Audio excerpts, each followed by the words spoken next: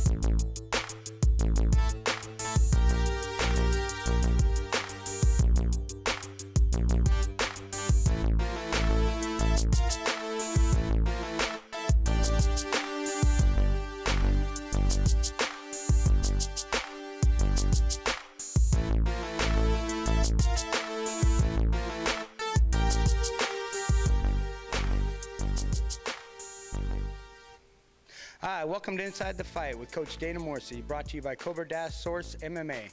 Today we're at Orangevale, California, at headquarters of Carnage Fight Team. Today we're going to be talking to Panda. All right, here we go. First off, where'd you get the nickname? With my best friend, I had a hoodie on, so she's like, "You look like a panda." So I kept the name Panda when I started training fighting. Well, isn't a panda a slow-moving animal? Isn't that? I heard they're vicious, though. They can be very mean, but they're slow-moving. Is that you? When I started fighting, yeah, I started moving off slow, and then I'll, get things going, and I can be really vicious. What got you into wanting to do MMA? Because I've known you for a while, all right, and your wife, Brandy. I've known you guys for a while.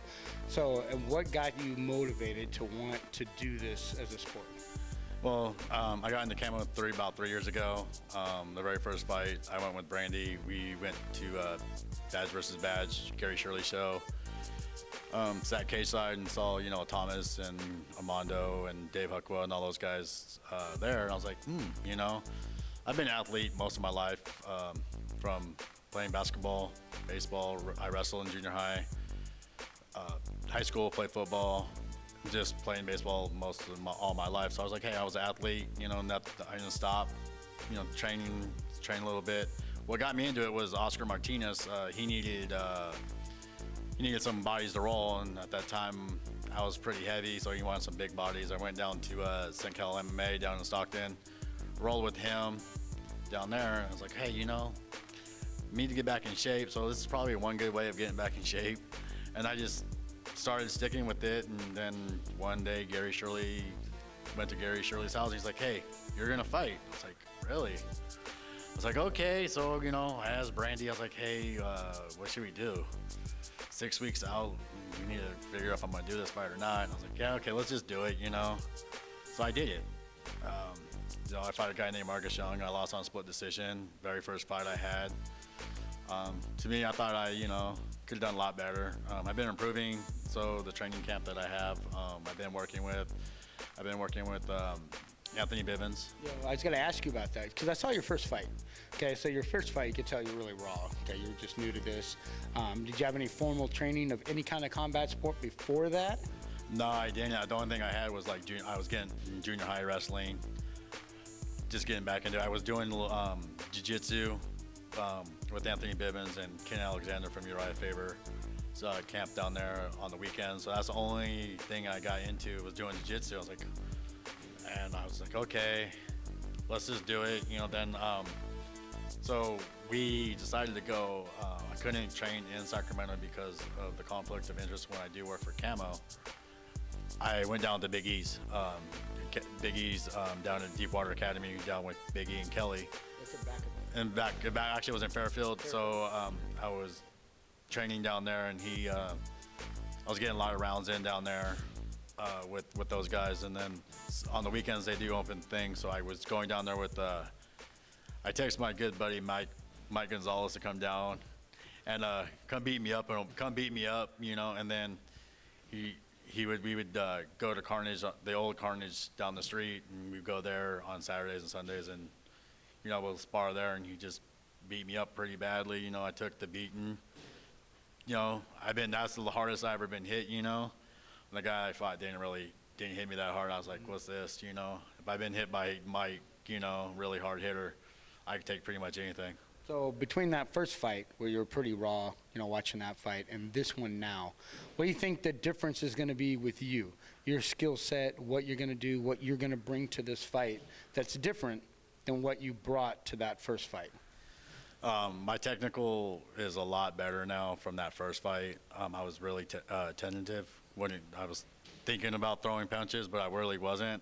So Anthony Bivens has been working on a lot. We've been doing a lot of technical work, so a lot of punches, a lot of kicks in this fight. So I'm fighting on April 10th up in Reno, WFC. I'm fighting the guy, Carlos Sanchez. He's 4-8. For the last 4 fights, he's won by guillotine. So I've been defending the guillotine choke.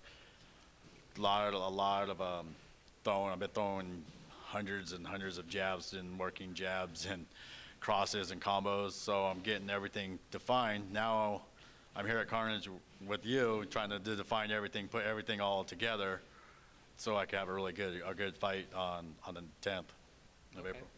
Now, so this guy's a ground guy. He's a ground guy, does a lot of groundwork, stuff like that. He's triangle choking people. Have you been working on that, specifically on that defense and not getting taken down? Because I know your takedown defense, you've been working on that, trying to get better at that. So I'm guessing right away this guy's going to come in, get you on the ground so he can work what he's really good at. What have you guys been working on? What have you been working on to keep that from happening, to try and keep it standing? Because you believe that your stand-up is going to be better than his, so you can dominate the fight that way. So what, and specifically, have you been working on to keep it on the feet? I've been working a lot, wrestling with Anthony. So we've been doing a lot of jiu-jitsu, breaking, getting out of different situations, guillotine chokes, arm bars. We've been working on that. Mostly a lot of wrestling moves, whatever I can to get out of the moves. Takedowns, I could take people down, but I'm not going to really probably try to take them down. If I take them down, I'm probably going to stand back up. But if I can, probably try to get side control to work some stuff. We've been working a lot on the wrestling, so I've been hoping that I could come here to work on some more stuff. Defending my takedown. I'm here working with different guys.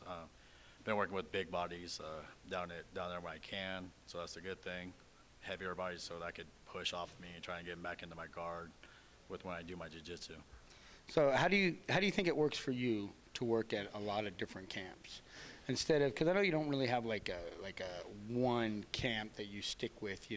Some fighters have one camp that they just train out of that camp. You train a lot of different places. How does that work for you, or do you think it'd be better if you had like one camp that you trained out of, or do you think that this is more comfortable for you or works better for you? With my job situation, it's kind of hard to find a gym to stay with the gym. So where I could get my stuff in, it works for me right now. But I'm hoping when I start my new hours, I could settle down into a gym and work everything that I can. Because after April 10th, I do have a fight in June 6th on Titans Cage. So this fight really was a last minute kind of decision to make. I just wanted to see where I'm at right now, since I haven't fought in over a year and a half. So I just want to see where I'm at, what improvements I need to work on for the June 6th fight. So probably more likely when I get my city hours, I'll probably be up here at Carnage, working with Jamie and a bunch of the guys. I know a lot of the guys here, so I'll probably end up being here. Okay, that'd be great, because you'll be working with me. So he knows I'll work him hard. So how far do you plan on going with your fight career? Are you going to stay amateur? You ever thought about going pro? I know it's up to the boss over there, but I'm just wondering how, you want to do a bunch of amateur fights and just try and get your skill set better and better and move on with it, or are you just going to stay in the amateur realm right there and be good with that? I'm probably going to say amateur because I'm 38 years old. If I would have done this 18 years ago, I would probably be like where Jamie's at, or been like these guys that, that fight on West Coast. You know, these really good guys that, you know, been in the UFC or you know, Strikeforce or Bellator. If I did this when I was in high school, you know, started doing MMA stuff, I'd probably be, you know, a really good fighter. But I just picked it up to, you know, try to stay, you know, healthy and lose weight. And I'm not really going to go pro because I see all the politics in the pros, what I do. So I'd rather just stay amateur. You know, I just want to work. You know, I just want to fight. You know, I'm not going to fight fight every so many months. I just want to fight. You know, and then take some time off. You know, a little bit and train, and then go. And then it's okay. Let's talk about it. You know, with my coaches and you know, of course, the wife. See, let's you know, do you want to do another fight? You want to do another fight? Then we'll do another fight. You know, but otherwise that. I just do this for fun, you know. I like it, you know, and it keeps me out of trouble. Yeah. That's what it does. You definitely need that because I know Brandy's trying to keep you out of trouble. So one more time, where are you fighting at? What day is it? Where can people get tickets so they can come watch you destroy somebody? All right. So go ahead, give me that information. So that is, I'm fighting April 10th up in Reno at WFC. I will have tickets this week. So if you guys want to contact Brandy, we have a Facebook, the Brat and Panda Gilliland. So hit her up on there. So pretty much that's how we could get tickets for this fight on April 10th. We want to thank Panda for coming out, sharing this time with us, being with us, talking with us. If you guys have an opportunity, head up to Reno, watch this fight. All right. There'll be exciting fights. All the fights will be exciting. You'll have a really good time. All right, they put on a really good show, and we definitely want to be seeing the Panda out there doing well, cracking heads. That's what we want to see. All right. So again, I want to thank Panda for coming out, talking with us. This has been Inside the Fight with Coach Dana Morrissey, brought to you by Cobra-Source MMA. We're at Orangevale, California. Carnage Fight Team, sponsored by NutriShop Folsom.